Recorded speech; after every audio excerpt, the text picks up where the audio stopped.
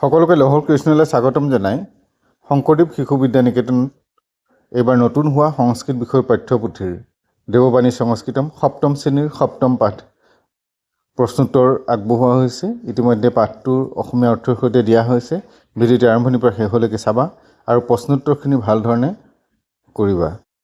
1 number প্ৰশ্নতে দিয়া আছে শব্দান সমাৰ্থকাং পদং লিখত। শব্দসমূহৰ সমাৰ্থক শব্দ লিখিব লাগে।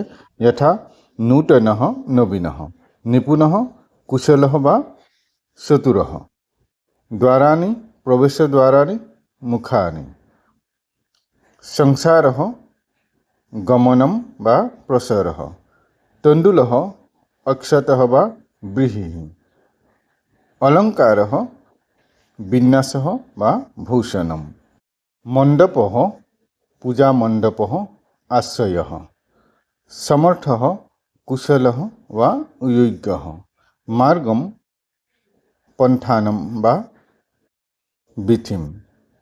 2 নম্বৰতে দি আছে ৰিক্ত স্থানানি পূৰয়। খালী ঠাই পূৰ কৰা। খালী ঠাই পূৰ কৰাখিনি পূৰ কৰি পেলাই দেখুওৱা হৈছে চাবা। ক নূতন কৌশলেন আত্মবিশ্বাসঃ আত্মসম্মানং চ বৰ্ধতি। অল্পনা ইতি পাৰম্পৰিক চিত্ৰকলা ভৱতি। গ চিত্ৰকলা অল্পনা সৌভাগ্যময় সমৃদ্ধেঃ শুভস্য চ লক্ষণম মন্যতে। সৰ্বতো ভদ্ৰমণ্ডলম ইতি চিত্ৰকলা উৎকৃষ্টম উদাহৰণম মন্যতে। কৌশলঃ উত্তমবৃত্তিঃ দ্বাৰাণি উদ্ঘাটয়তি। 3 পূৰ্ণবাক্যেন উত্তৰয়ত। সম্পূৰ্ণ বাক্যত উত্তৰ দিব লাগে। ক জনঃ কেন নূতনানাং পৰিস্থিতিনাং অনুকূলতাং প্ৰাপ্নুবন্তি।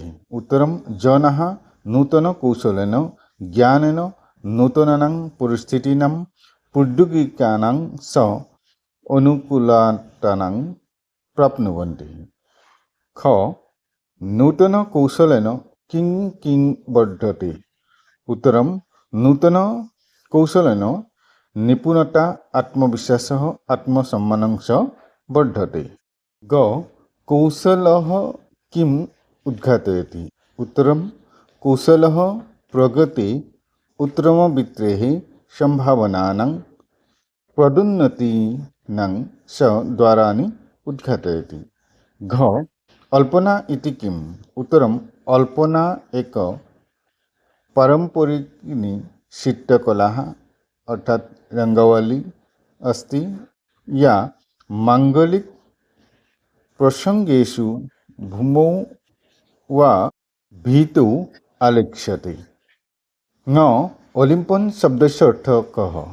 उत्तरम ओलिम्पन शब्दस्य अर्थ लेपनं कुर्वन् वा अंकनकार्यम्।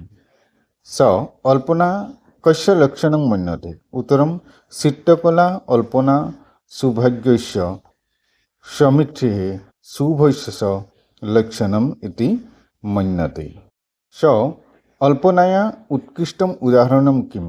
उत्तरम सर्वतो भद्रमण्डलम इति अल्पनाया उत्कृष्टम उदाहरणम अस्ति। আজিলৈ ইমানতে সামৰিছোঁ। পৰৱৰ্তী নতুন পাঠ লৈ আহিম। চেনেলটো চাই থাকিবা।